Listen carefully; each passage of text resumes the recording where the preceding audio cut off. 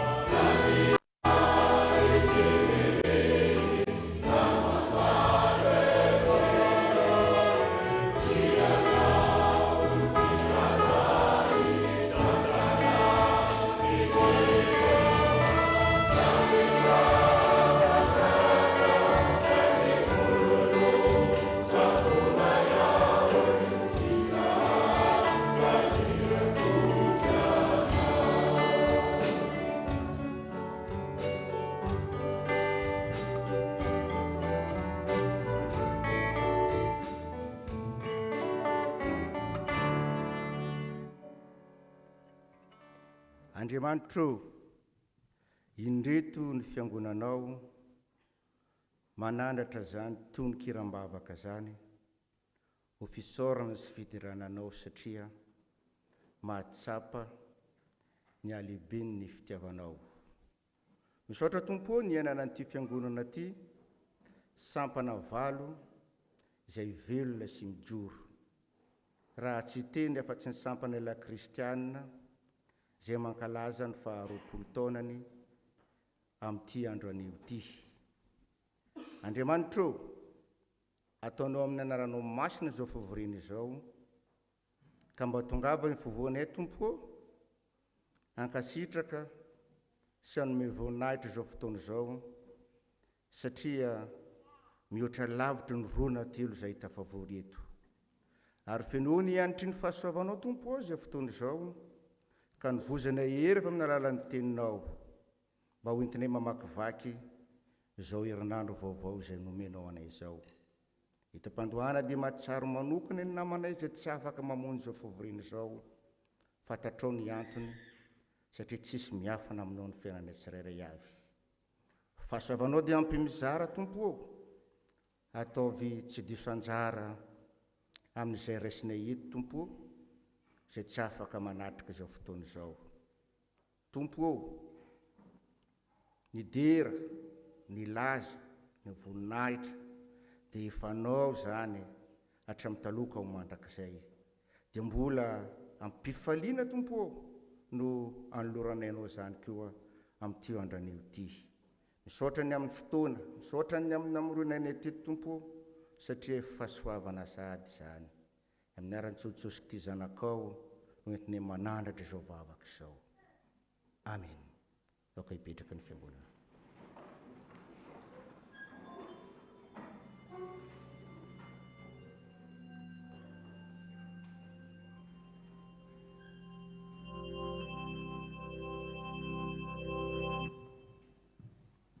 Ry havana, andeha anatona ny tompontsika, sady eriteny ho anatrehany sy aiky izay mety ho fahotantsika, izay mety ho fahalementsika, izay mety tsy ho fahatanterahana amintsika.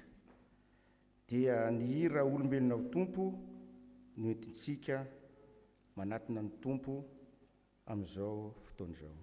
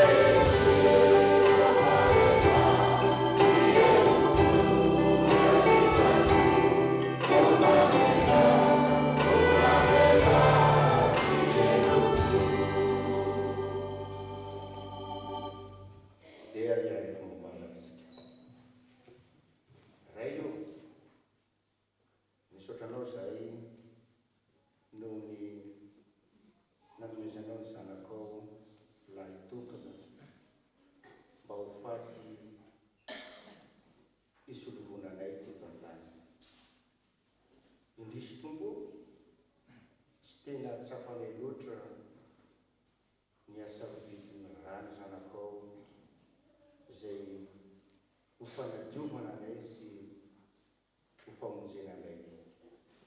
Ka indraindray tompo mive ay foana zahay. Ary zay ratsy eo masonao tompo dia efa nataonay avokoa, ka dia mahatsiaro mihinatra zay ankehitriny. So ihany tompo fa mahari-posy miantra ianao ary mahari-posady be famindram-po, ary zay rehetra manatona anao ianao dia tsy mba ho lavy anao, ary tsy mba hiantsony marina koa ianao fa ny mpanonta izay mibebaka. Koa indray tompo ny vahoakanao manatona anao ampanatry ny tena, ary manatona anao fotoritory sy mangorakoraka tompo, satria nanota, satria efa niodina teo aminao. Ka izany tompo no iaranay mimbombavaka sy miompeo manao hoe rirany be famindram-po mitalao aminao zahay.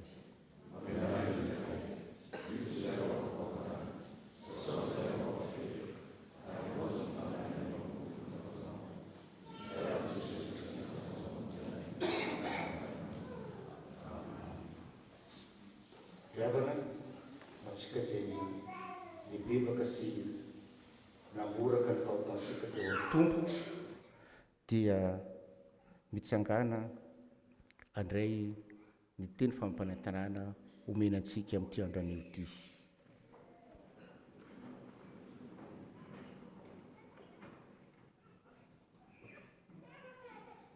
Izaho io fandevona ny fahatanareo tahaka ny fandevona ny zavana, izaho io fanandevona ny fahadisoanareo tahaka ny fandevona ny zavana, ary ny fahotanareo tahaka ny raona. Koa mivireny amiko fa efa nanavotra anao aho. Voavelany elokareo amin'ny anaran'ny tompo, koa midera azy. Amen.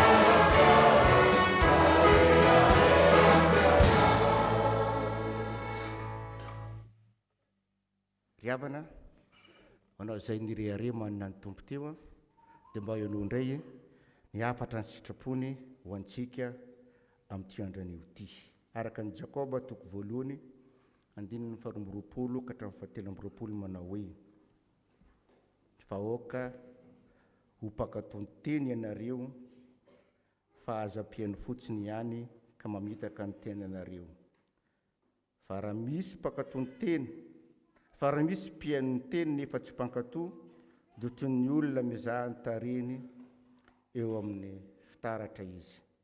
Voninahitra amin'ny avindrindra ho an'Andriamanitra. Aoka hipetraka ny fiangonana.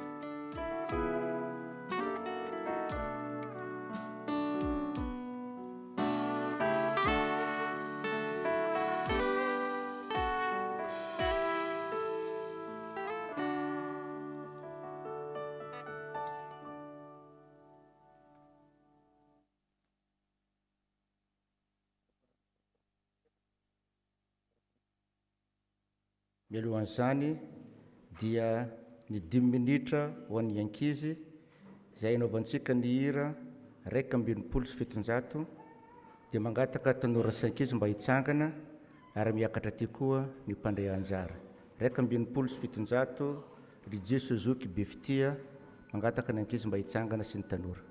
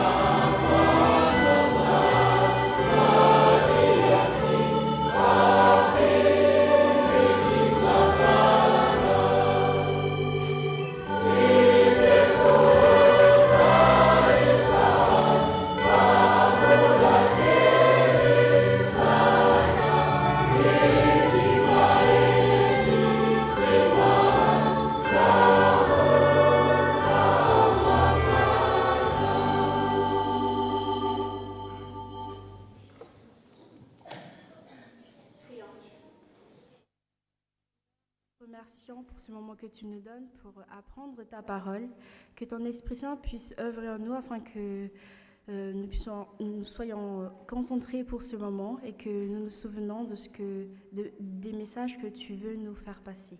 Amen. Vous pouvez vous asseoir.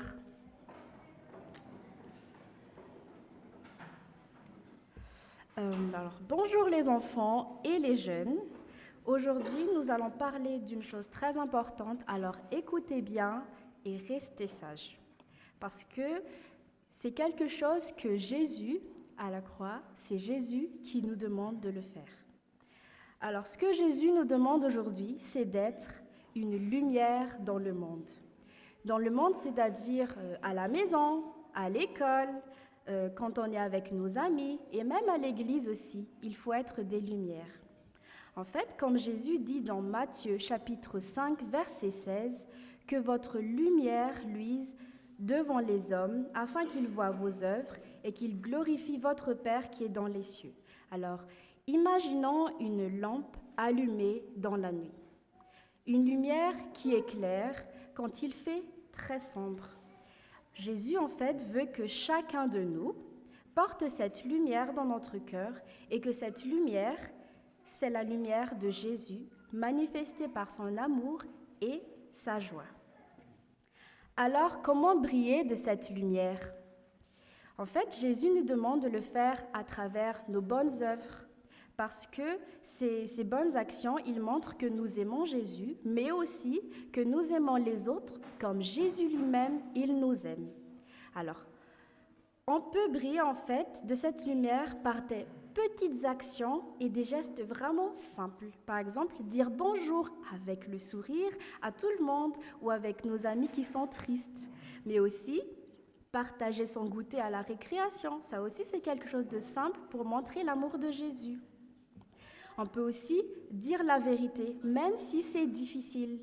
Et aussi, très important, se pardonner les uns les autres. En fait, toutes ces petites choses sont comme une petite lumière, voilà, qui éclaire autour de nous, comme cette lumière. Alors, pourquoi faire briller cette lumière? Parce que grâce à nous, les autres peuvent voir la bonté de Dieu et ils peuvent lui rendre gloire. Alors, qu'est-ce qu'on peut retenir aujourd'hui? Sachez que chacun d'entre nous, ici, est important pour Dieu. Chaque personne, toi, moi, tout le monde est précieux pour Dieu.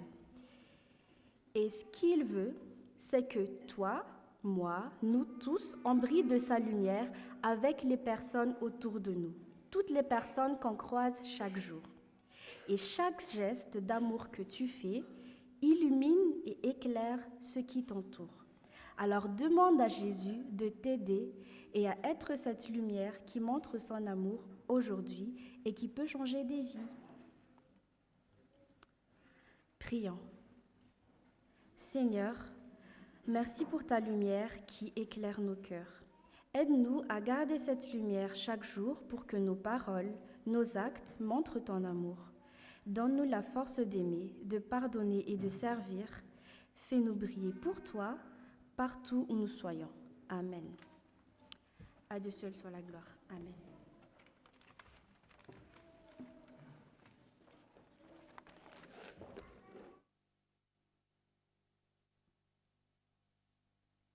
Fosironjato ny raha ataontsika andiny faharoa mangataka ny mpandray anjara mivaky teny sy vavaka mba hiakatra ty sahady.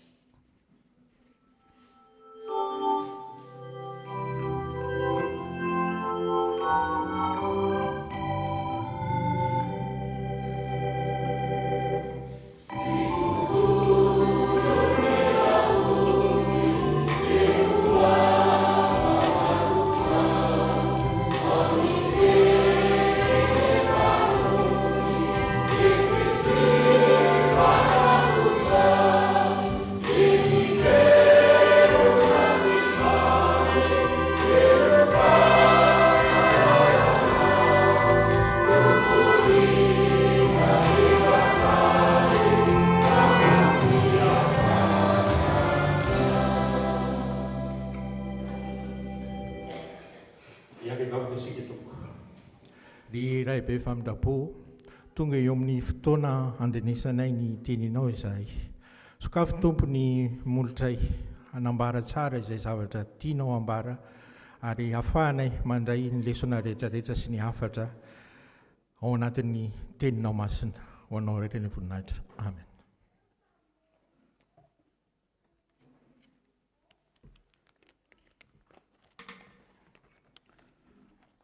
Anao ny vaky tentsika zao amin'ny boky ny Isaia toko fa 2:7 andininy 5 ka hatramin'ny 7. Isaia toko fa 2:7 andininy 5 ka hatramin'ny 7. rehefa hita dia vakiana amin'ny anaran'i Jesosy. Izao no tenin'ny Tompo Andriamanitra, izay naharin'ny lanitra sy nanenjana azy idadasika, izay namelatra ny tany mba amin'ny zava-maniry vokariny, izay manome fofinaina ho an'ny olona eo aminy sy fanahy ho an'ny mponina miriaria ao. Eny, izao no tenin'ny Tompo Andriamanitra amin'ilay mpanompo voafidiny. Izaho Tompo no miantso anao araka ny fahamarinana ka nitantana anao. Izaho no niaro anao ka nanendry anao ho antoko ny fanekem-pihavanako amin'ny olona ary koa ho fahazavany ireo firenena. Dia ampahiratra amin'ny mason'ny jamba ianao, amoaka ny gadra avy any am-ponja. Eny, amoaka ireo mipetraka anaty aizina hialany amin'ny trano ny azonana azy. Izaho no Tompo, izany no anarako, ka ny voninahitro tsy omeko ny hafa ary ny fideranahy tsy avelako ho an'ny sampy. Indro efa lasa iny ny zava-niseho voalohany, koa zava-baovao indray no ambarako aminareo, ary ampafantariko anareo izany na dia mbola tsy miseho aza. Amen.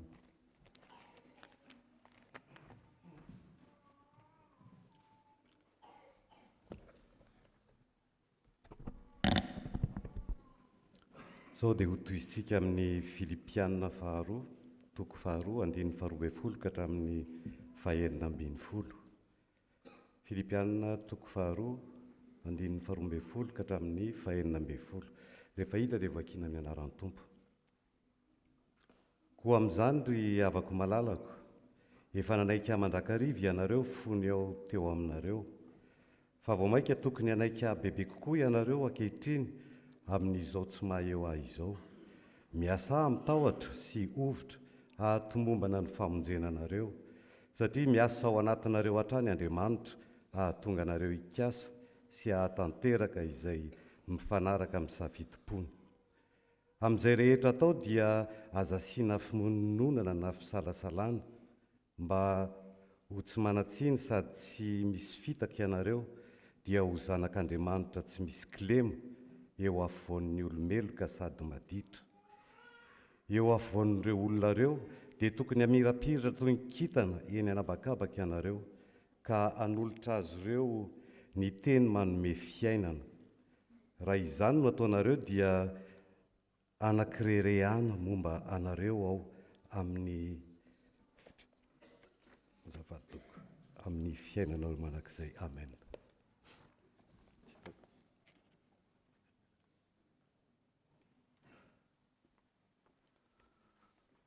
Ho faranantsika ny vakiteny, izany dia hitantsika ao amin'ny Matio toko fahadimy, andininy fahatelo ambin'ny folo ka hatramin'ny fahaenina ambin'ny folo.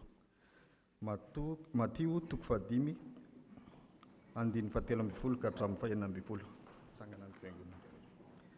Vakiana amin'ny anaran'ny Tompo. Ianareo no sira hanasony tany, fa raha ny sira no tonga matsatso, atao ao an'indray no fanome asina azy. Tsy misy antony intsony izy, fa dia arim-potsiny any ivelany ho hitsakitsahan'ny olona. Ianareo no fahazavana ho an'izao tontolo izao, tsy azo afenina ny tanàna miorina eo an-tampon-tendrombohitra, ary tsy misy mampirehitra jiro ka hametraka azy eo ambany vata famarana, fa eo ambony fitoeran'ny jiro no apetrany mba hanazava izay rehetra ao an-trano. Aoka hamiratra eo amason'ny olona toy izany koa ny fahazavanareo, mba hahitany ny asa soa ataonareo ka hanomezany voninahitra ny rainareo izay any an-danitra. Ray masino, manamasina anay amin'ny fahamarinana, ny teninao ny fahamarinana. Amen.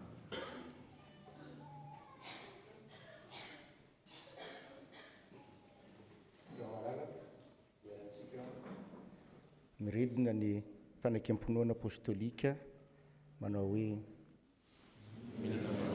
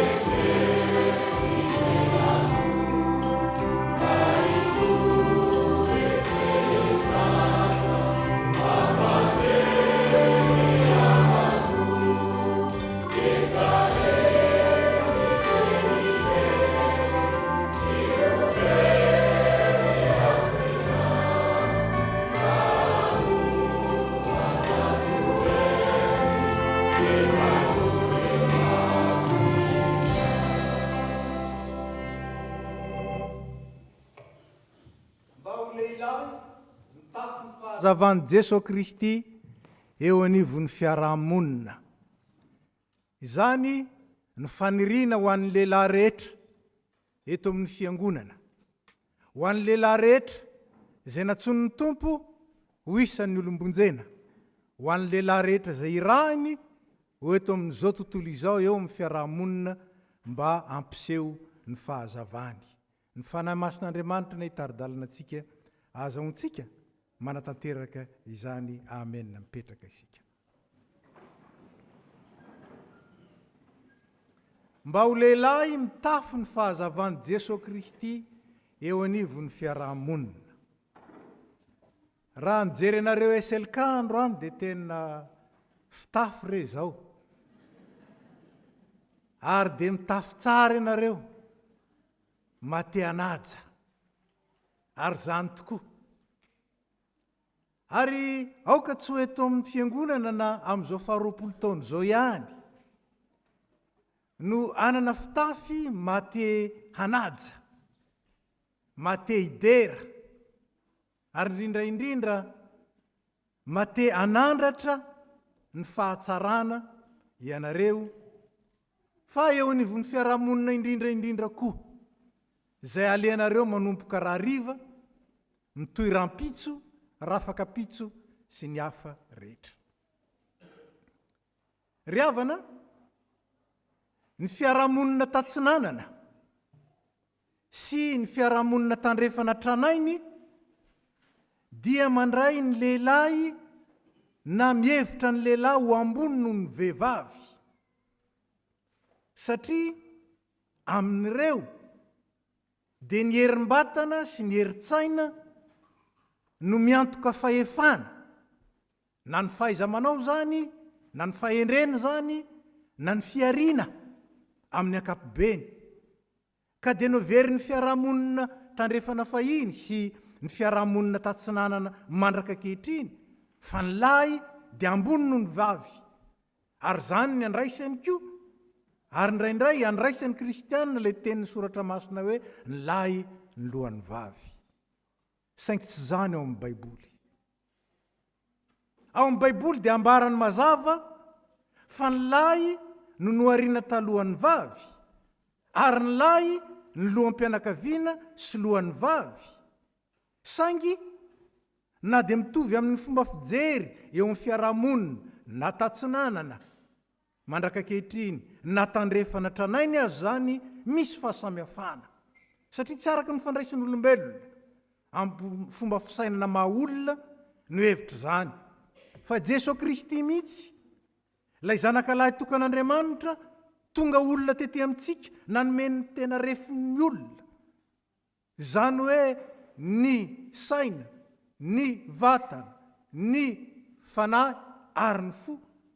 Zay lazaina hoe ilay refy holistikany maha olona. Jesosy Kristy mihitsy nanome ny ohatra ny maha olona sy maha lehibe ary maha ambony. Izy ny manome azy hoe inona moa zany ambony, inona moa zany lehibe, inona moa zany loha izany. Dia hoy Jesosy, na iza ny te lehibe ho aminareo dia ho mpanomponareo, ary na iza ny te ho voalohany dia aoka ho mpiasanareo izy. Ary ny teny ampiasaina amin'ny atao hoe mpiasa eto dia andevo. Aoka ho mpanompo anareo izy raha misy teo lehibe. Ary zany ilay fijerin'Andriamanitra ny lehilahy. Loha manompo, lehibe manetry tena. Ary zany raha teo ny lehilahy asehon'i Jesosy sy asehon'ny filazantsara.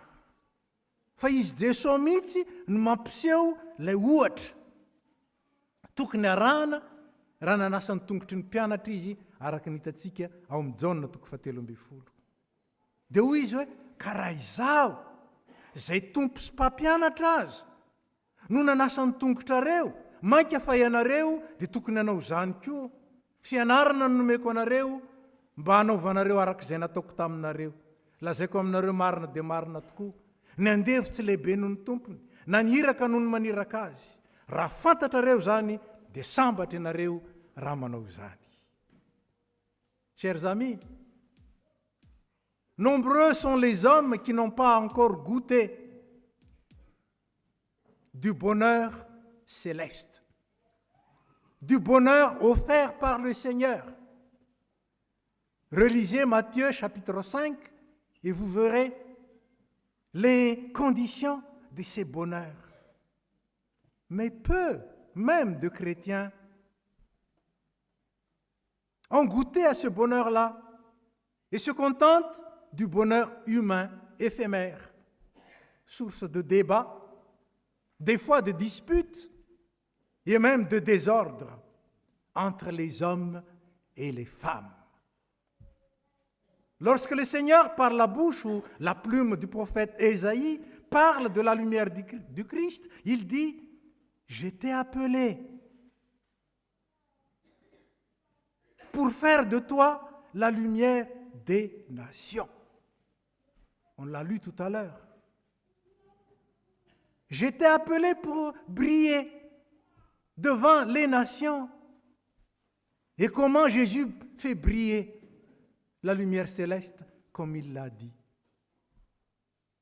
en étant serviteur, même esclave.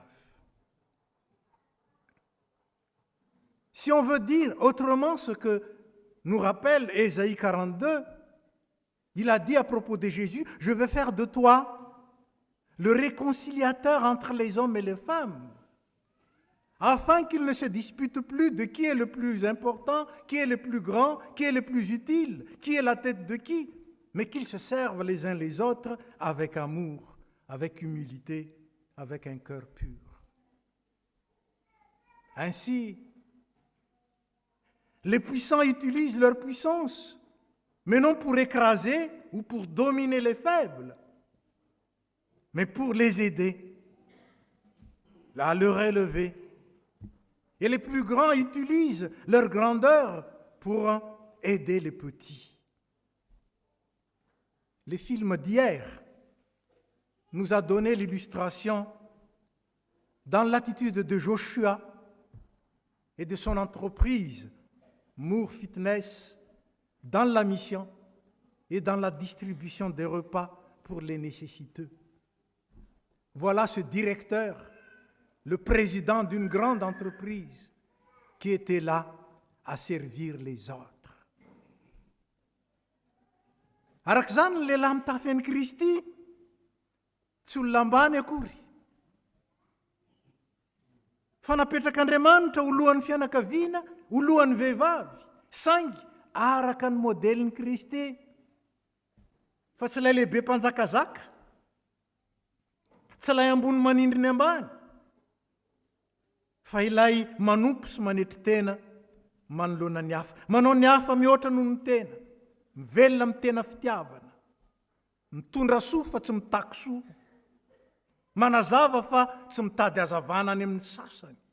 Manana ny Kristy ilay fahazavana, sady velona ao anaty no hitafiana eo velany, hita miariary.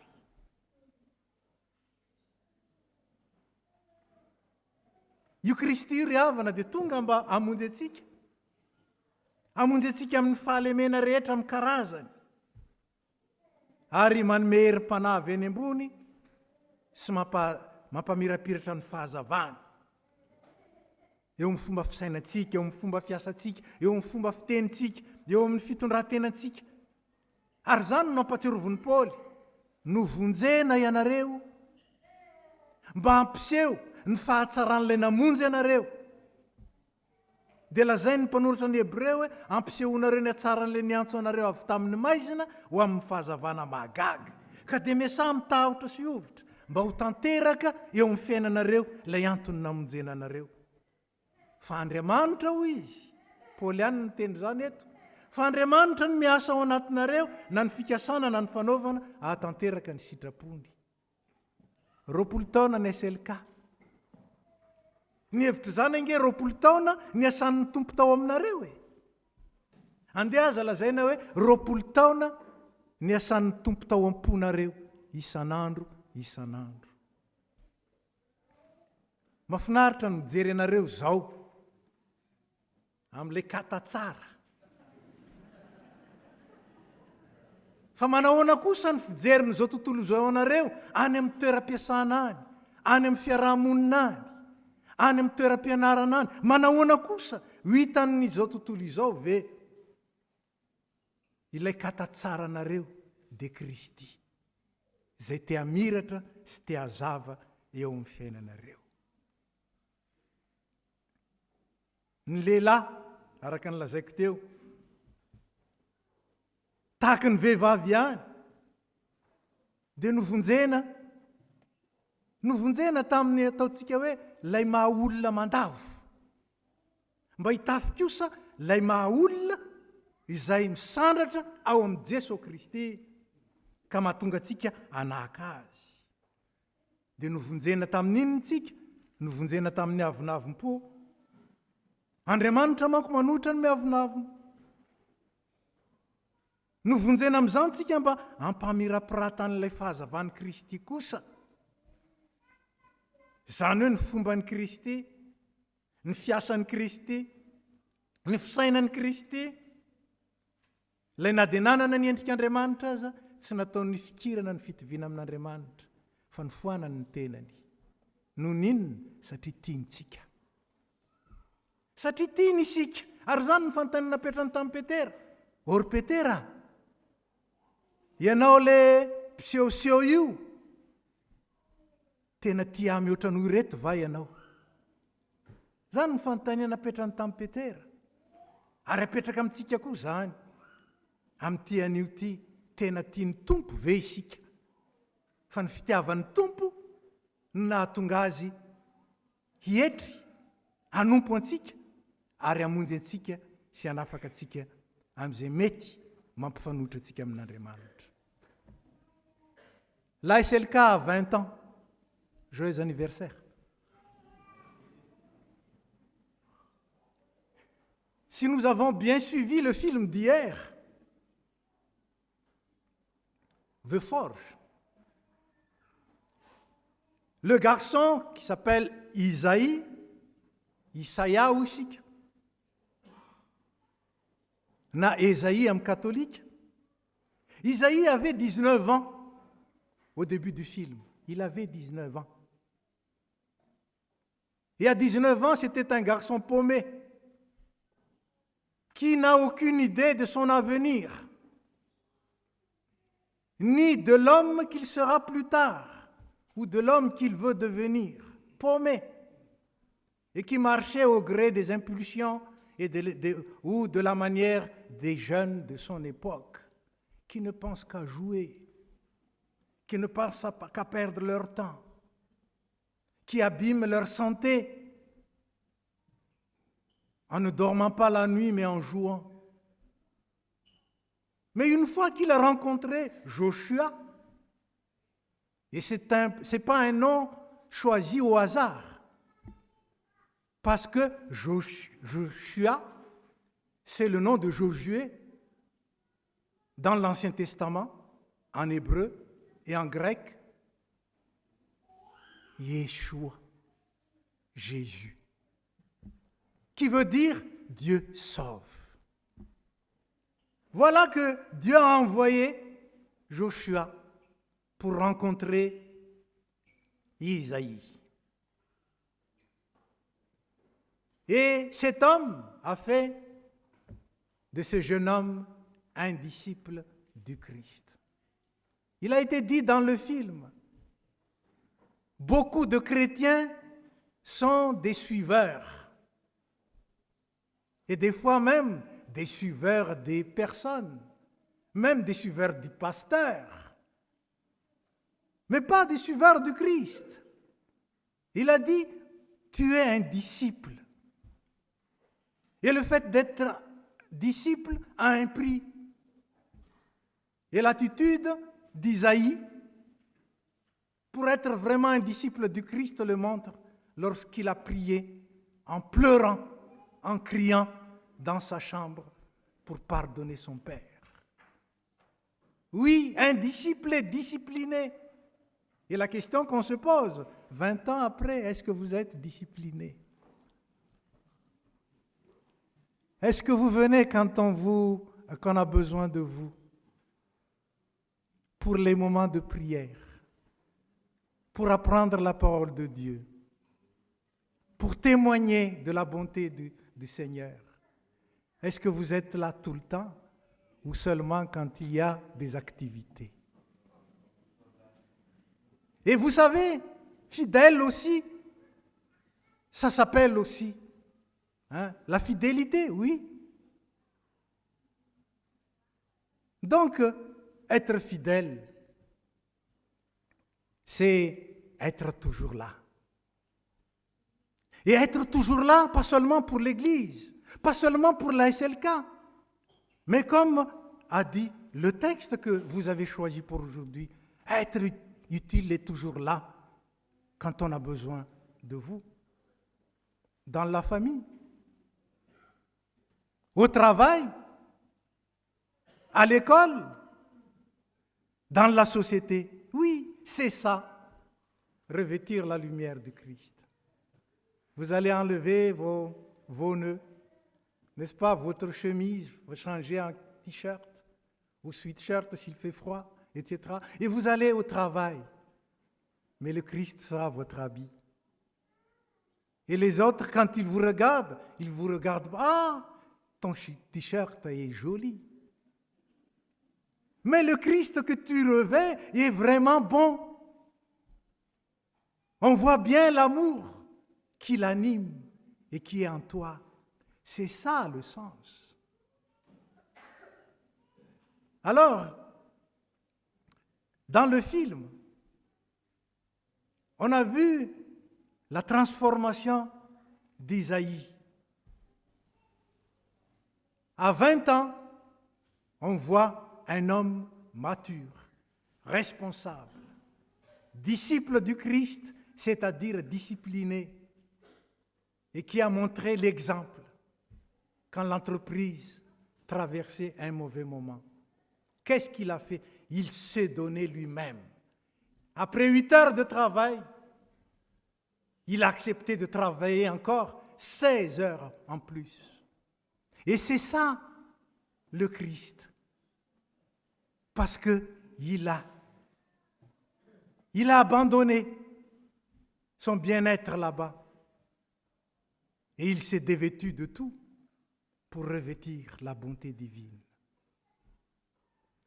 Alors, la SLK a 20 ans.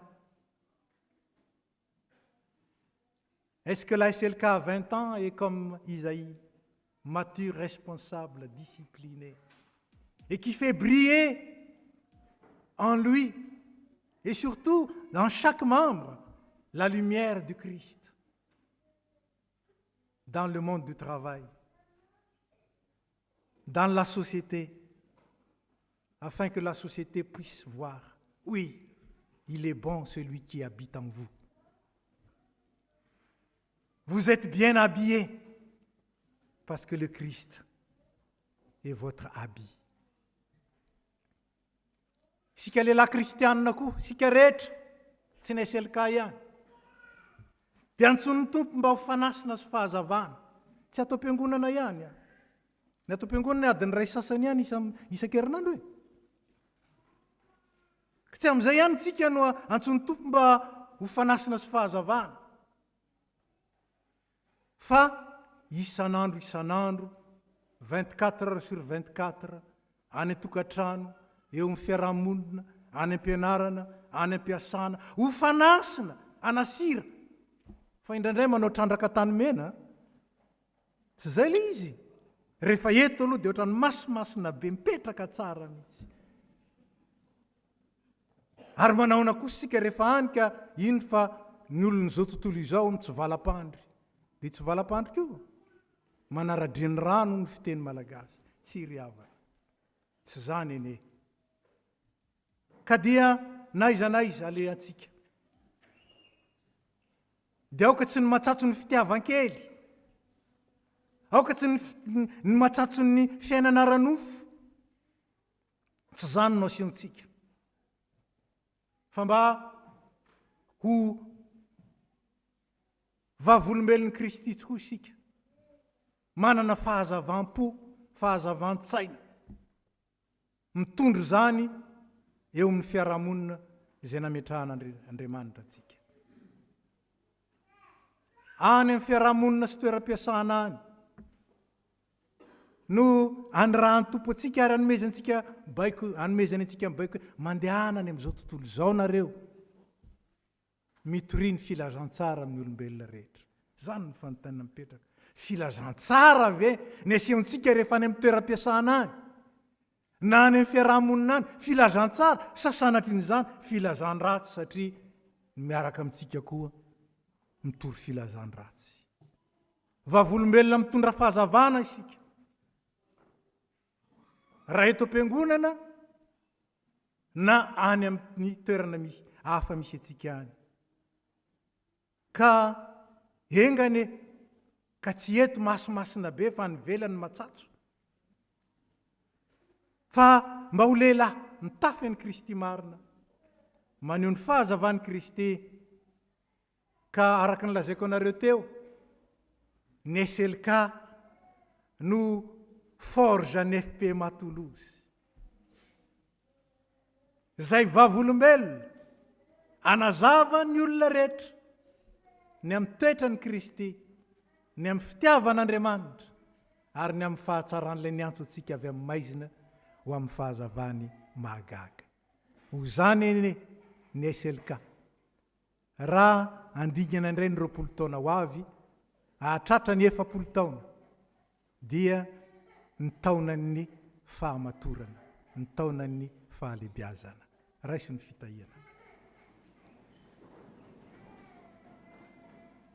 Ho aminareo anie ny fahasoavan'i Jesosy Kristy Tompo, ny fitiavan'Andriamanitra ray ary ny firaisana amin'ny fanahy masina. Ampiorina anareo amin'ny fahazavany Kristy, ka hitafianareo azy ho vavolombelona mahatoky hatramin'ny fahafatesana, dia omeny ny Tompo anareo ny fahasambarana mandrakizay, izay efa nomaniny ho an'ny mpanompo mahatoky. Mahatoky ilay niantso anareo, izy mahatanteraka izany amin'izay mahatoky azy. Amen. Petraka isika.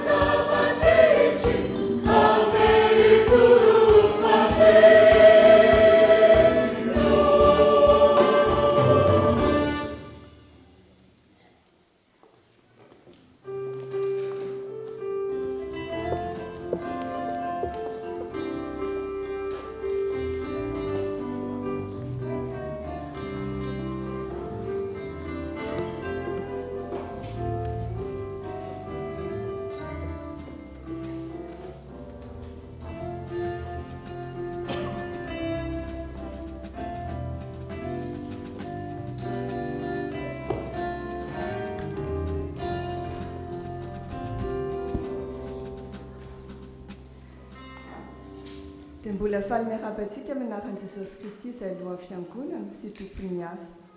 Toy izao ny asa mandrarasan'ny fiangonantsika, vaovao nasionaly, fiofanana SAP KNPL. Ny fiofanana SAP KNPL manaraka eto anivon'ny FPMA dia tarihin'ny pasteur Donald Guizy amin'ny alarobia izao amin'ny Valorala amin'ny alalan'ny Zoom ary mitondra ny lohahevitra hoe la foi au Dieu sauveur. Sampana iraisina vehivavy sy lehilahy kristianina. Ny zaikabe iarahan'ny sampana iraisina vehivavy sy lehilahy kristianina dia ho tanterahina ny 17 sy 18 oktobra 2024 any Dijon. Ho ampitaina manaraka ny fisoratana anarana sy ny andindininy hafa rehetra. Vaovao ivelany, concert Ansapraise. L'association des chrétiens professionnels engagés vous invite au concert évangélique Ansapraise le samedi 25 avril à partir de 18h30 à l'auditorium Balma. L'entrée est gratuite avec une libre participation aux frais et les places sont limitées. Vous pouvez utiliser le QR code affiché pour vous inscrire. Vovotaf, Tartasi fisoran, ny fianakaviana Rafal manana Julien, sy razaviny manana manitra rotot, dia manatitra ny fisorana sy fakasitrahana feno ho an'ny fiangonana FPMA Toulouse manontolo. Nampahery sy nampionona ary nitrotro ambavaka azy ireo tamin'ny namoizany ny malalany razafiny manana Juliana Veroanitra. Fifanakalozana pilpitra. Mampatsiahy antsika fa misy ny fiofanana ataon'ny pasteur Nalason Rawelmanana amin'ny fandalovany amin'ny fifanakalozana pilpitra ny asabotsy 15 aprily amin'ny 3h eto amin'ny Vieux Temple mitondra ny lohahevitra hoe manao asa fanompoana ao amin'ny fahazavan'i Kristy izay misokatra ho an'ny fiangonana manontolo ary scolation aorian'ny fiofanana ary samy mitondra goûter hifampizarana. Sampana Tanora Christiane. La STK vous propose une vente de Layer Cup pour soutenir les activités de la section et de l'église. Vous aurez le choix entre 2 saveurs, spéculoos ou Oreo. Vous pouvez récupérer votre commande à la fin du culte auprès du stand dédié ou acheter sur place directement au prix de 8 € le Layer Cup. Sampana Vevav Christiane. Ny sampana vehivavy Kristiana dia anao fanentanana hitamanareo vehivavy tsy ankanavana eto amin'ny fiangonana anatevin-daharana ny SVK.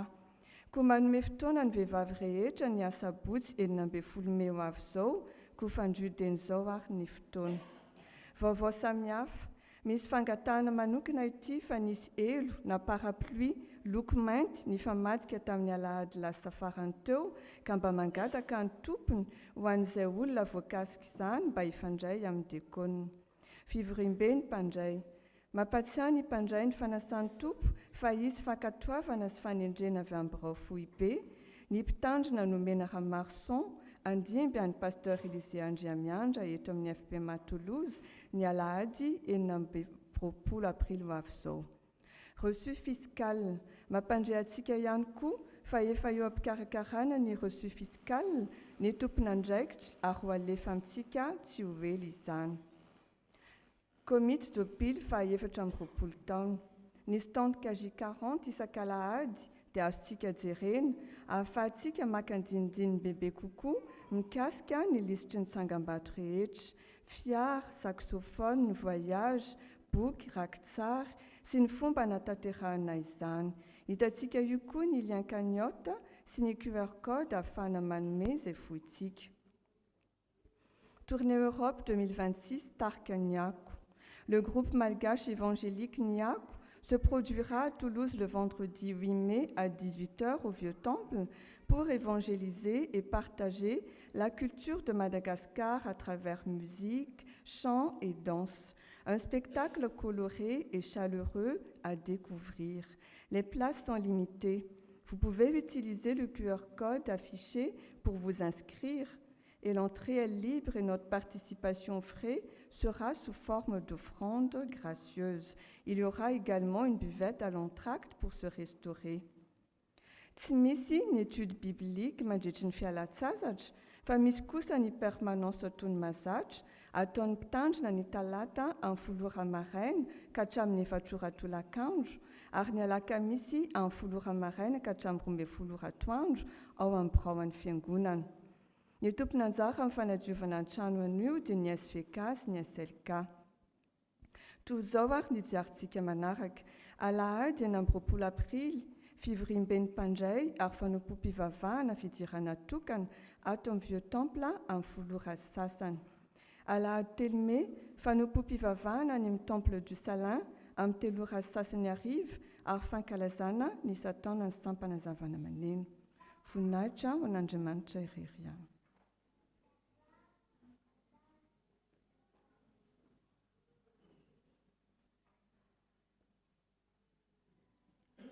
Manatitra ny fiarahabanantsika rehetra, fanaontsika ny miarahaba ireo vahiny izay sendra mandalo na tonga hitoetra koa miara-mivavaka eto anio ka raha misy amintsika ao anatin'izany dia angatana mba hitsangana mba ho arabaina amin'ny anaran'ny fiangonana ary tsofindrano amin'ny anaran'ny tompo.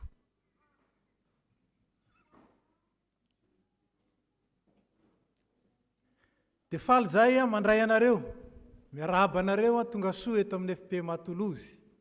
Tsy te bikabika koa raha mijery anareo fa te hiteny hoe tonga soa arahaba. Ary dia faly izahay noho ny netezanareo hiaraka aminay eto ka ny feonareo niombona tamin'ny feonay ary ny fonareo niombona tamin'ny fonay dia zava-dehibe tokoa tena tavan'ny rahalahy mandranitra ny tavan'ny rahalahy ka natonga izao fanompoana izao ny nafana.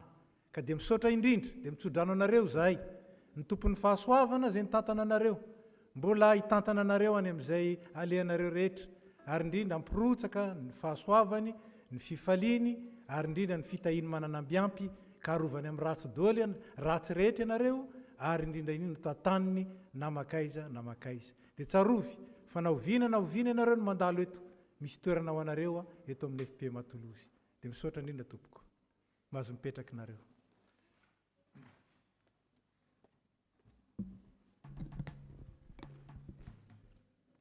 Izay manome fifaliana no ankasitrany tompo tonga amin'ny fotoana ny fanatitra isika naovantsika ny hira vita ambin'ny folo sy telonjato.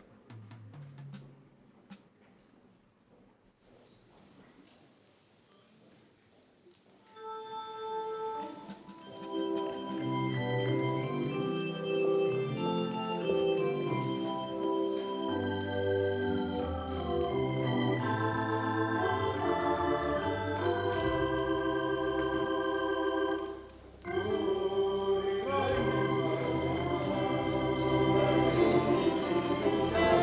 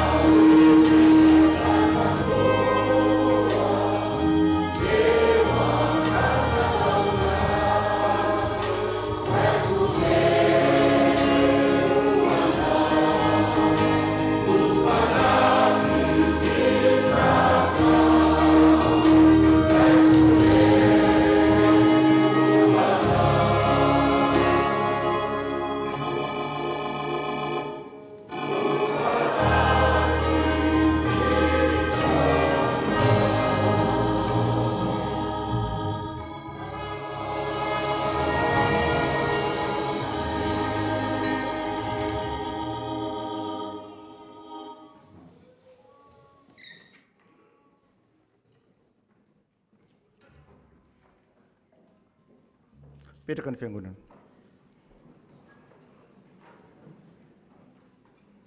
Tonga amin'ny fotoana ankalazana ny faharoapolo taonan'ny SLK sika izao a dia mitohy amin'ny jobily mariazy zany. Kongaviana ny mpandray anjara rehetra ny fitenenana mba hiakatra aty.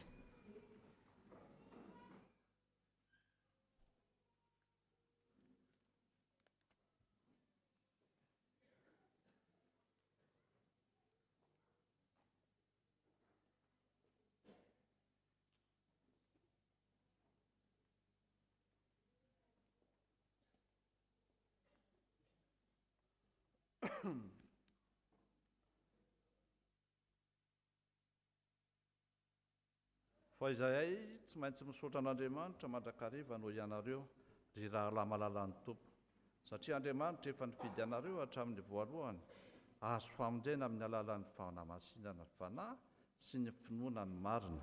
Izany teny izany tompoko no entinay sampana lelahy kristianina misaotra an'Andriamanitra noho ny fahasoavana lehibe nomeny ny sampana, satria avy aminy tokoa izao rehetra izao. Eny, zava-poana ny zavatra atao raha tsy eo ny tompo, raha tsy eo nirantsika ny tompo. Manaraka izany dia maneho amin'ny fisaorana anao Andriamatoa mpitandrina sy ny mpitandrina nomena, maneho fisaorana ihany koa ny komity mpitantana amin'ny fiangonana, ny sampanasa sy ny vondronasa rehetra, ny SPMA, ny filohan'ny sampana SLK Fantsanina ary ianareo vahoaka ny tompo izay tsy nitsahatra ary nitondranay ambavaka hatrany ka nahatratraranay izao tsingerin-taona faharoapolo taona izay. Koa tsy adino ny misaotra anareo SLK. Mankasitraka ihany koa izahay amin'ny fivahiny n'ireo sampana avy any Bordeaux, SLK avy any Bordeaux, izay maly efa nisy maly asavotsy, fa efa lasa maly hariva ihany izy, dia nisy solony indray androany mifampireo zareo izay fitiavany antsika mampitomany. Dia misaotra anareo amin'ny rahalahy izay, afaka mba mitsangana anareo azafady raha tsy mahadiso. Saotra indrindra ny amin'ny fahatongavanareo manatrika izao fotoana izao, satria manandanja lehibe ho anay tokoa ny fanohananareo sy ny fiarana aminareo amin'izao ao amin'ny fanompoana ny tompo izao, dia afaka mipetraka nareo mirahalahy. Misaotra betsaka. Tamin'ny taona 7 no niorana ny sampana lelahy kristianina teto amin'ny FPMA Toulouse. Sampana velona izy io fa tsy hoe sampasampana natsangatsangana fotsiny, fa sampana velona ary ratsana amin'ny fiangonana entina ataon'ny fitaovan'ny tompo, ataon'ny fitaovan'i Jesosy Kristy hiasa eto amin'ity fiangonana ity, satria manino izy teo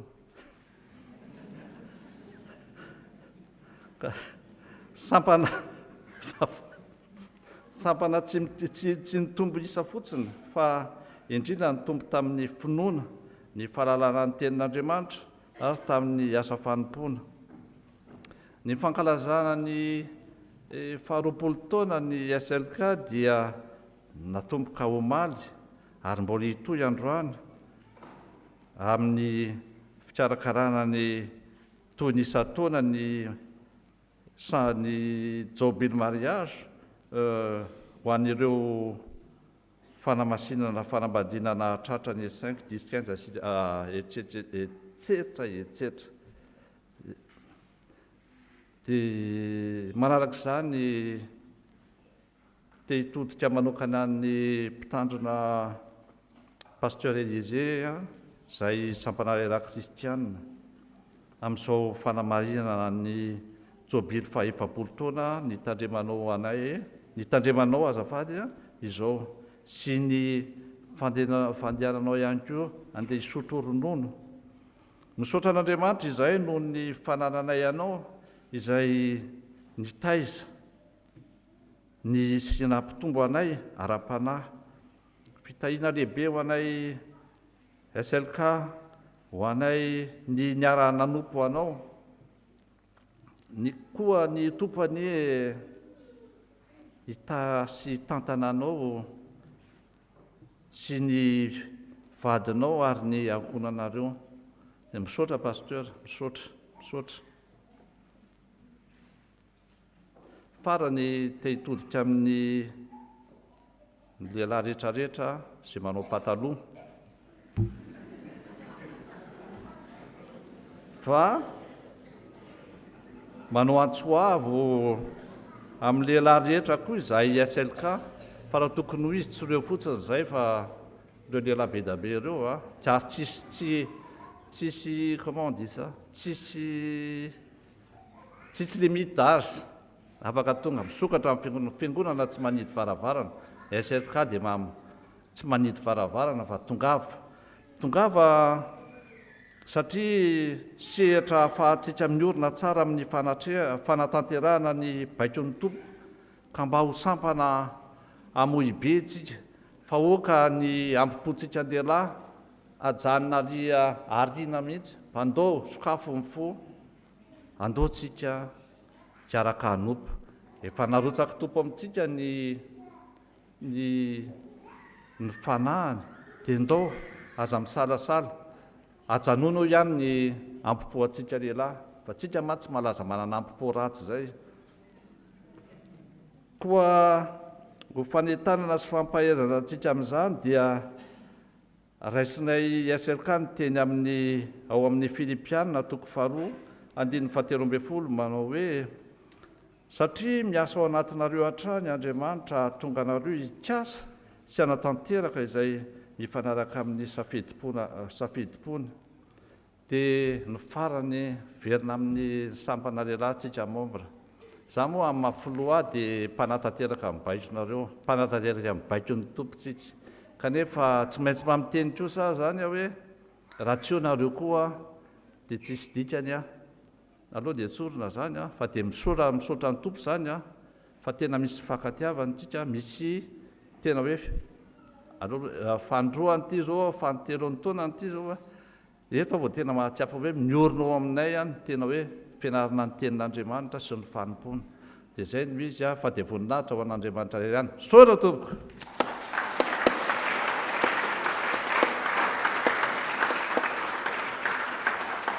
Saika diniko ny rahalahiko ato fa dia any meko ny folohan'ny sampana SLK Fatsanina fitenenina tompoko. Saotra.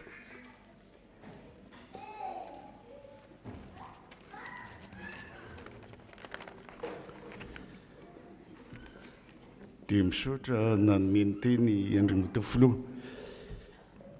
noho ny fitsingerenan'ny faharoapolo taona ny sampana SLK eto amin'ny FP Matolosy dia mamela ahy nareo hiara-hapa aminareo amin'ny anaran'ny biraon'ny SLK ny faritany Atsimondrefana izay tonga eto ny sasatsasany amin'izao fotoana izao tsy hoe ny sasatsasany fa misy anankiray namako zany misy ny filoha mpanampy ny SLK faritany Andriamatoa Zoniaina Ralantomanana efa nitsangana teo izy. Nametraka filatsiny koa ny mpikambana sasany ao anatin'ny biraon'ny SLK Fatsanina anisan'izany ny mpitandrina mpiay atsika dia ny mpitandrina Nalason izany. Miarahaba rahalahy ho ela velona ny SLK Tolosy ho modely hatrany ary makahery eo amin'ny fanatanterahana ny asan'ny tompo.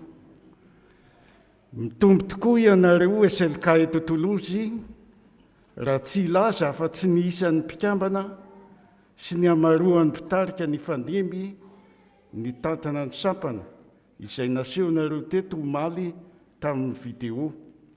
Mpitarika ihany reny fa ny tompo ny tena lohany ary fanahin'ny tompo izay masina sy tanteraka no mameno ny mpikambana anatanterahana ireo asa omeny fa ny lehibe indrindra dia ny asa eo anivon'ny sampana manokana izay natao ho fanabeazana ny lehilahy ho ray-pitaiza sy mpanolokolo ny taranaka hovanina mizara fahalalana sy mitaiza ny namana ho lehilahy mpampiavana sy mitombo hery ary mandray andraikitra amin'ny alalan'ny sokady asa rehetra eo anivon'ny fiangonana no anatanterahana izany dia ny aim-panahy izay mitarika ny fandinihana ny soratra masina ny ara-batana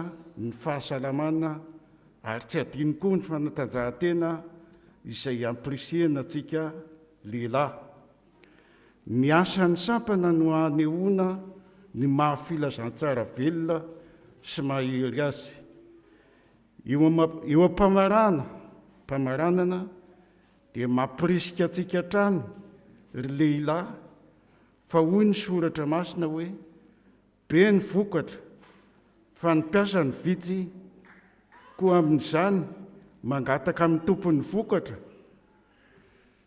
mba hampandehanany mpiasa hamory ny vokatra fa mbola maro tokoa ny asa ilanantsika lehilahy ary sehatra izay azahoantsika manao izany. Ny sampana koa mijorory lehilahy manana finoana hery ary fanantenana ka ho vavolombelona amin'ny fahamarinana eo anivon'ny fiangonana ny isika lehilahy amin'ny fanatanterahana izany asa masina izany.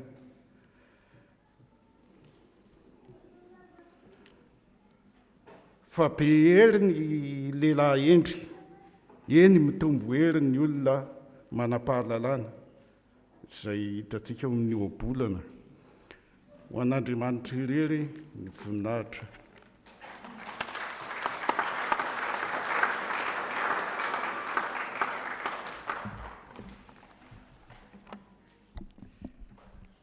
Misaotra ny nareo Andriamatofiloha isany.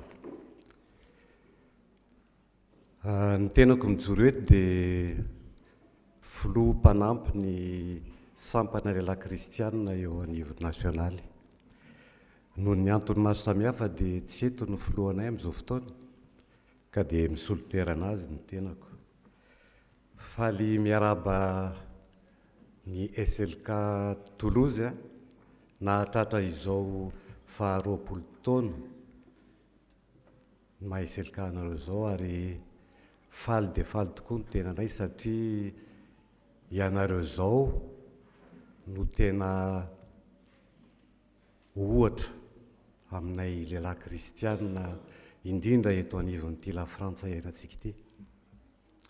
Faly dia faly zahay satria manana lehilahy azo tafina, manana lehilahy afaka mifampita hevitra maro samihafa. Ka dia mivavaka ho anareo mba ho lava dia lava tokoa izao fampianarana niarahana tamin'ny Andriamatoa mpitandrina Élysée izao izay mitondra ny SLK tena lomano tao anatin'ny tenin'Andriamanitra.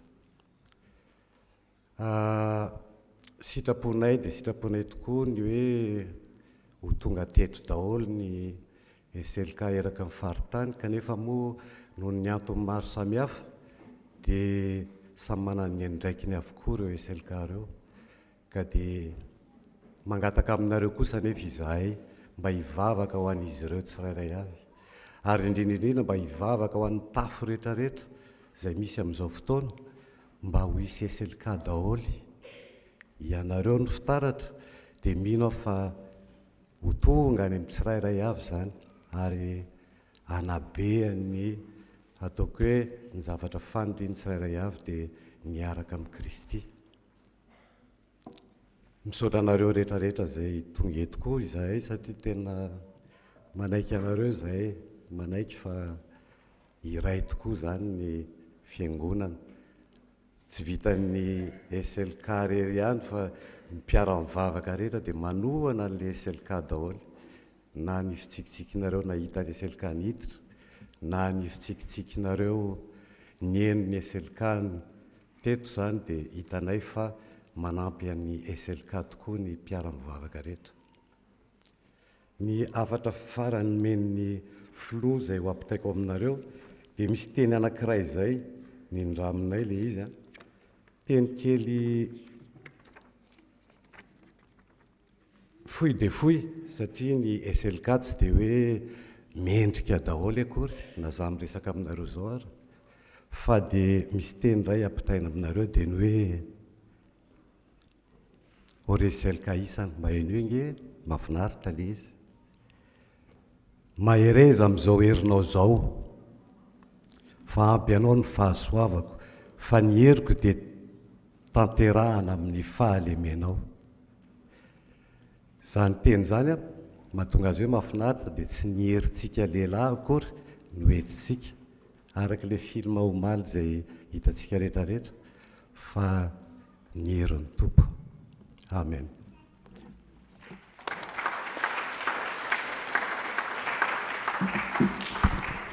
Fahamerapany fiangonana amin'aran'ny Tompo, amin'ny anaran'ny filohan'ny fiangonana izay miarantsy indrindra fa tsy afaka noho ny asa no isoloko tena andraisako fitenenana eto, ary dia mampita ny fiarabana koa ny sampana SLK ny filohan'ny fiangonana.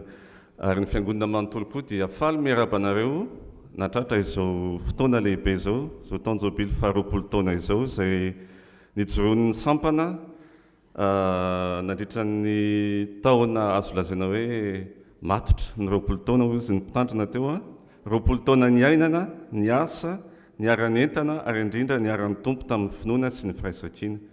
Tsy tongatonga ho azy izao 20 taona izao, fa vokatry ny fahafohizantenan'ireo ray aman-dreny ny alohalalana sy ny ezaka tsy nitsahatra nataon'ny mpikambana rehetra nandritra ny taona maro, ary tsy adino ny fitahin'Andriamanitra ao anatin'izany satria fahasoavana lehibe ho an'ny sampana SLK ny mankalaza izao jobily 20 taona izao, ka isaorantsika ny anarany ka dia ho azy very ny voninahitra ho ela velona ny sampana SLK Toulouse, ary maro ny lehilahy izay mbola natevin-darana araky ny fanentanana teo. Ho an'Andriamanitra ny voninahitra.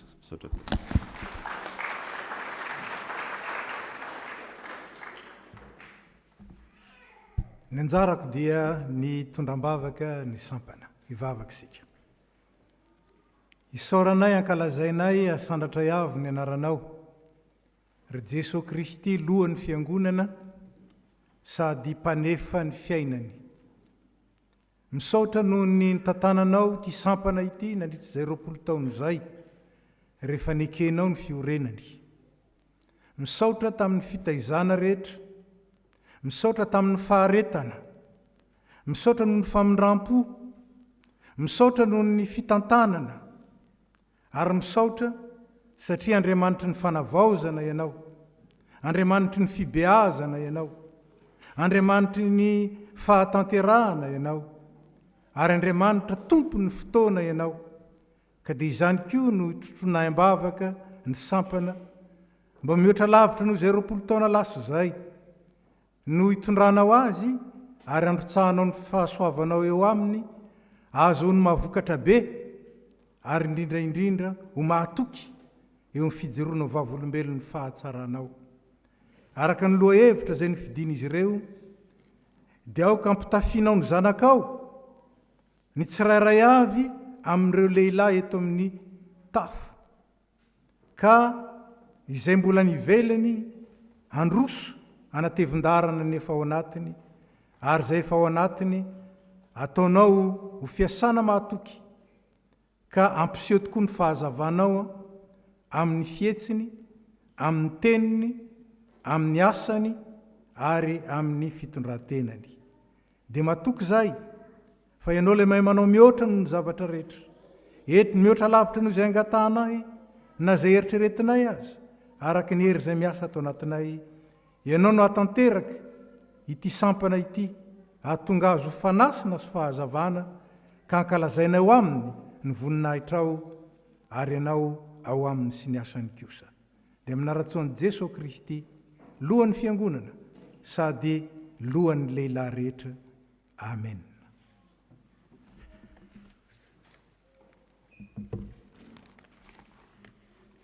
alohan'ny naterana jobile mariage dia andrenjara hira ny sampiny lela kristianina dia mangataka tehaka sahady amintsika mba hiakaranety.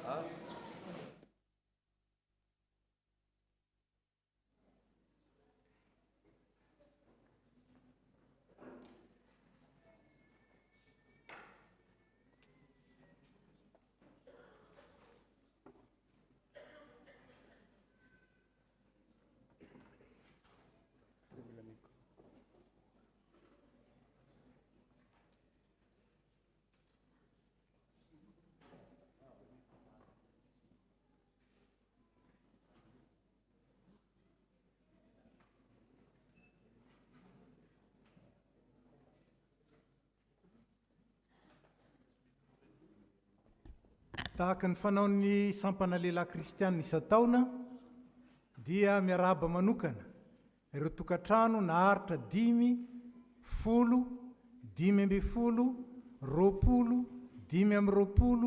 30,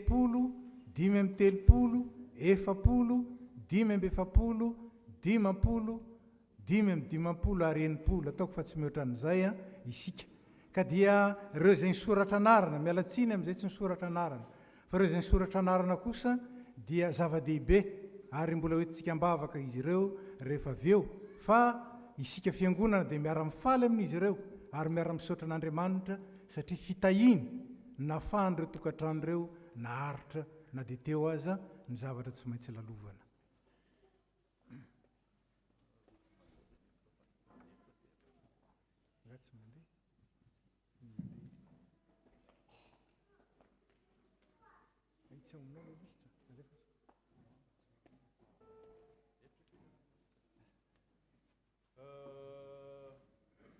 Xavier,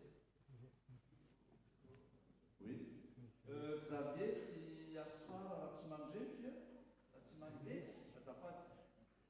10 taona amin'ny fanambadiana. Mahataka anareo, vaky, anaty azafady.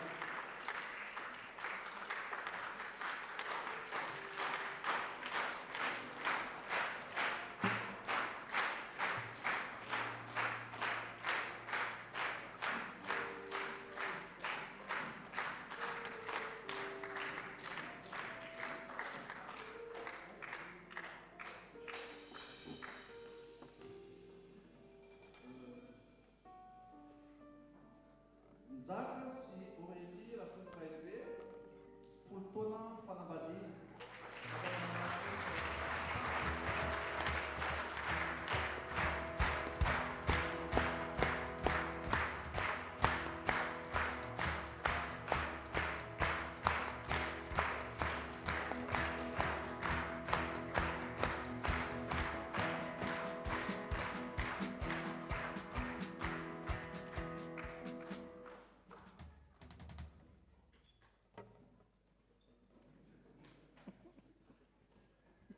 Nasoko sy Savika Rakotsizafy, 10 taona fanambadiana.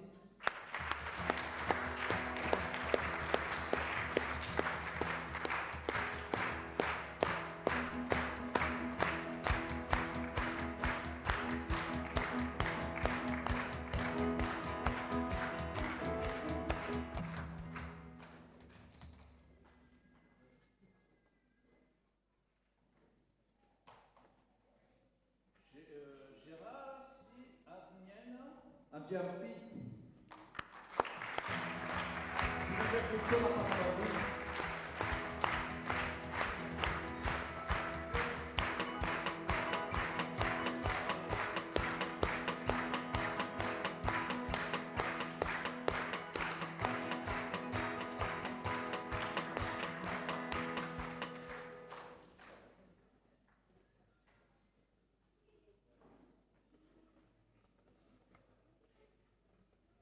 Dimy 20 taona fanambadiana, miasy miangola Andriamisetra.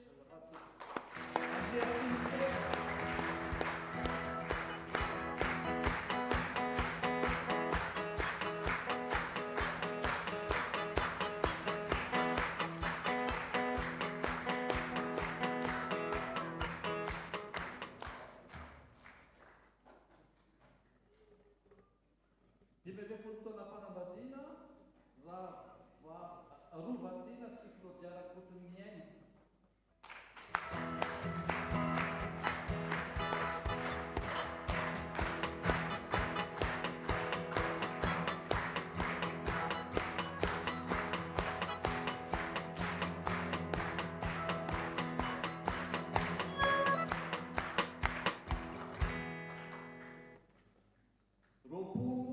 Taona fanambadiana, Nasy Nina Andriambala.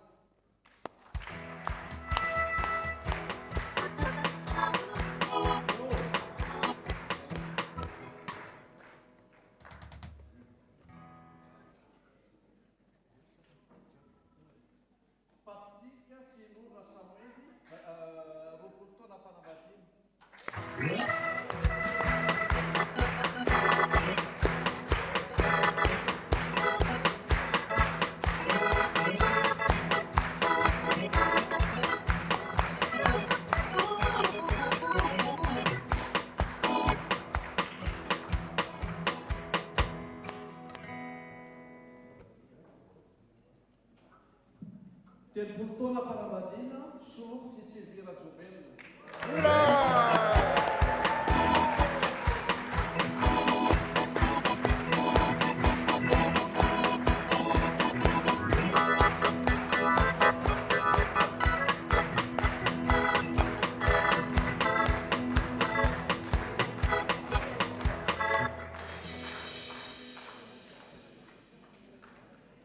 Efapolo taona mpanambadiana entin'ny ainana Ramsoa sy Ravolomirina any Malala.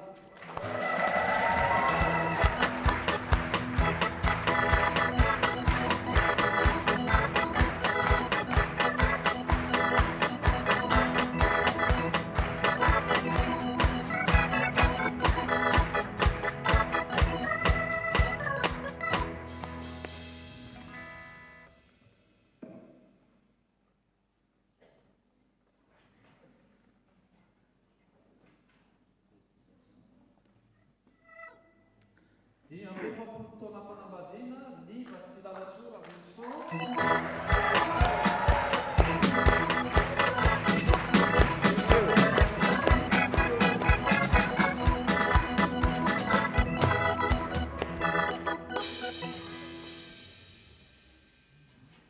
Tamin'ny fotoana nisy fanadonona teo amin'ny certificat tamin'ny Jobily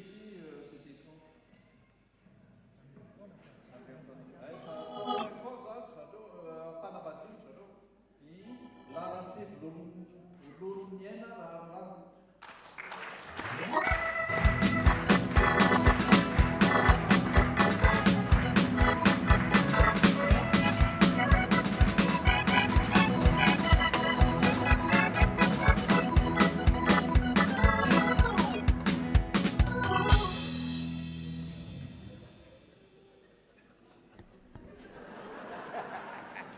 miara misaotra an'Andriamanitra isika ary miombona amin'ny fifalian'izy ireo ary dia iombona mivavaka isika. Derainay ianao, ankalazainay, asandratray avy ny anaranao fa Andriamanitra tsara sady mpanao ny tsara ianao. Misaotra anao ny fitantananao ary nampaharetanao ny famindramponao tao amin'ireto namana ireto, nahatonga azy ireo naharitra tamin'izao fanambadiana izao ary nijo ho vavolombelony fitiavanao ny fiangonana. Tompo tsara indrindro, misaotranao noho ny taona lasa rehetra, fa mametraka koa ny taona ho avy rehetra eo am-pelantananao. Ianao hatrany no tantanan'izy ireo, ny fitiavanao no ameno ny fony, ary ny fahasoavanao sy ny fitahinao mananambiampy omba azy amin'izay ataony, na oviana na oviana, na aiza na aiza. Ary mihoatra lavitra noho izany Tompo, ny fahasoavanao Jesosy Kristy, ny fitiavanao Andriamanitra ray, ny firaisana aminao fanahy masina, ho amin'izy ireo mandrakarivane, azahoany mahita ny fahatsaranao, ary miaina ny fahasambarana izay efa ny prometenao tamin'ny olonao. Dia deraina ny anaranao ray zanaka fanahy masina, ho amin'izy ireo kosa ny fitahinana hatramin'izao koa mandrakizay. Amen. Dia mahazo mipetraka nareo ary rahantsika tehaka ny fandehanana any an-toerana.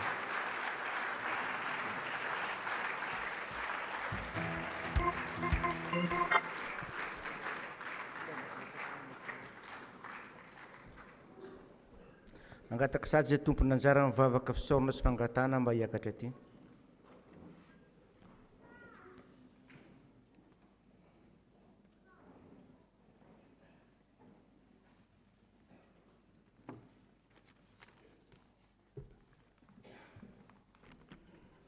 Aoka isika hivavaka.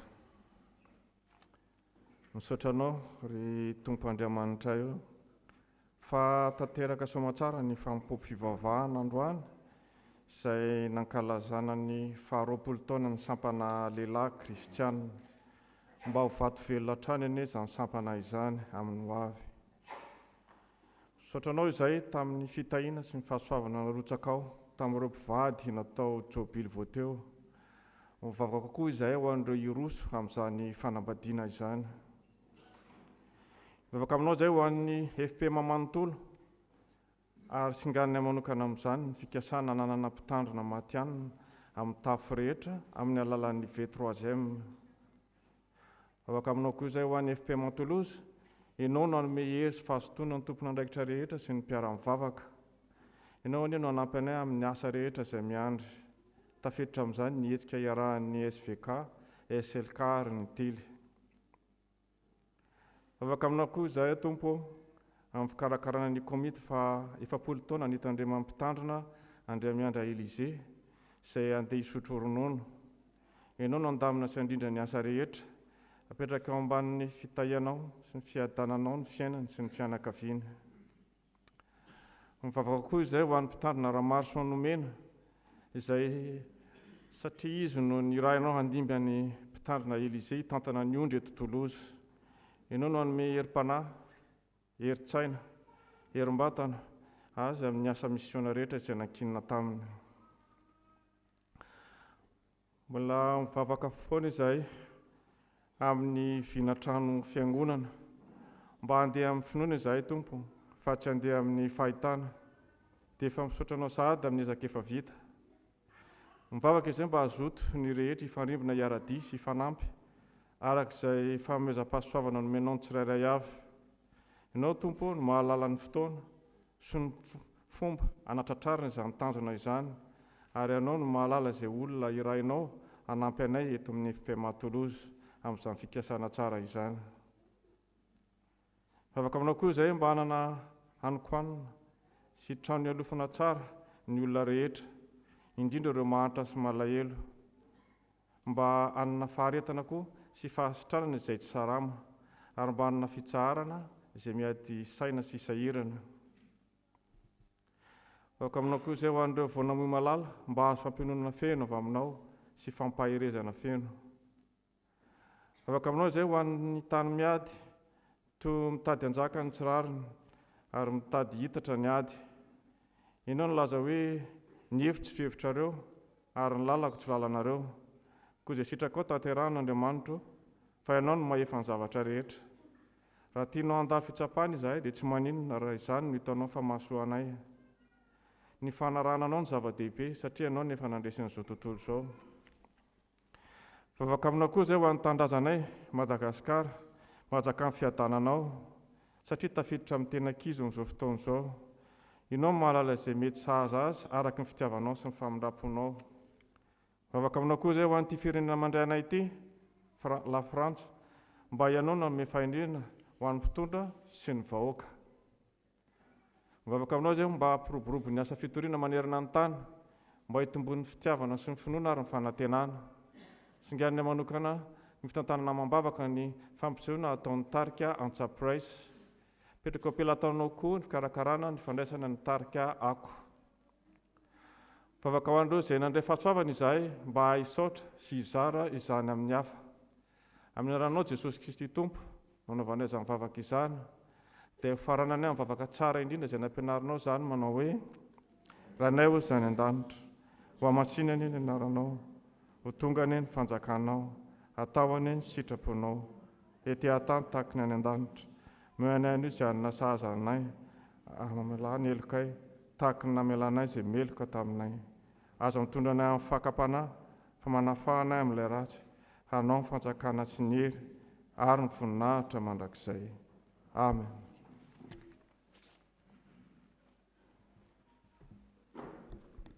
Sotran'Andriamanitra isika fa tanteraka soamantsara ny fitompo vavahana tamin'ity androany ity. Marina ny fotoana sady isika firana fanampy ny 722 no ataontsika olony Afarasetsodrano, ary ny 7 no vetesitsika aoriny Afarasetsodrano izay men'Andriamanitra ny mpitandrina. Yes,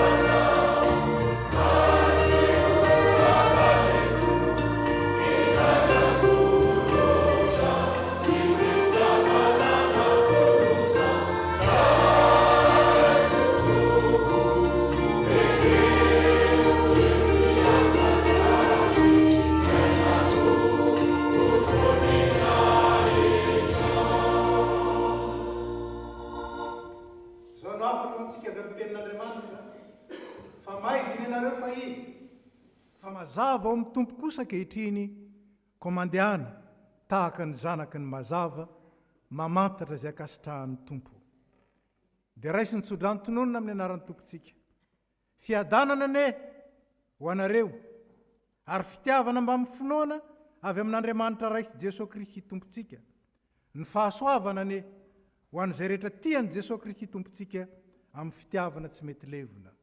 Amen. Ndininy fahatelo.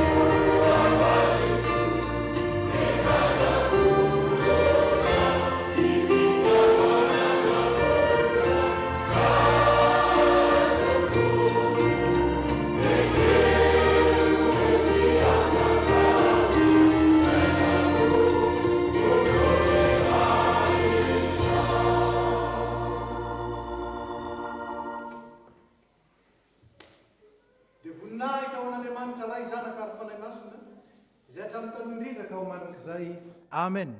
Mandehana amin'ny fiadanana ka manompony tompo amin'ny fifaliana. Mipetraka isika.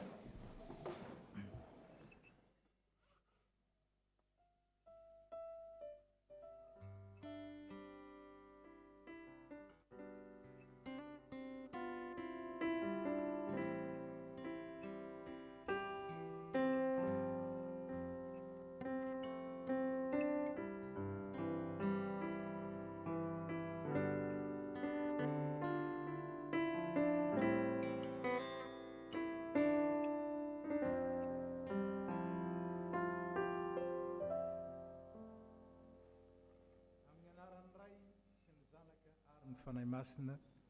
Amen.